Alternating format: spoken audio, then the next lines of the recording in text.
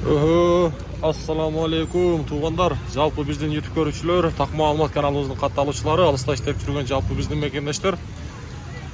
Мен сиздерге Ноокат шаарынан салам айтамын. Адаттагыдай валюта курс бааларын тааныштырамын. Бүгүн 2024-жылдын 21-ноябрь күнү болуп калды. Аптанын бүгүн 4-күнүндө турабыз, бейшемби күнүндө. Бүгүн Ноокатта дегеле жалпы Кыргызстанда мына ушундай жамгыр. Мен сиздерге бүгүнкү Ноокат шаарындагы валюта курс бааларын тааныштырууну баштайын. Сааттын жебеси 11:30 болуп калды туугандар.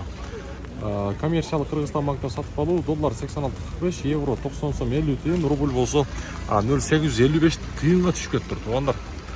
1000 рублиңиздер ошондо 855 сом болуп турган кези. Байчу банкта дагы рубльдун абалы 0,855 тыйын, доллар 86.45, евро болсо 91 сом болуп турган кези. Жолдорубуздан айланайын. Шаардын ичиндеги жолдор деле ушундай да. Доскордо банкта курстар кандай экен көрөлүчү. Биякта дагы эле 0,855 тыйын. Доллар 86.50, евро болсо 90 сом 90 тыйын экен бул жакта. Так, валютчиктер админка.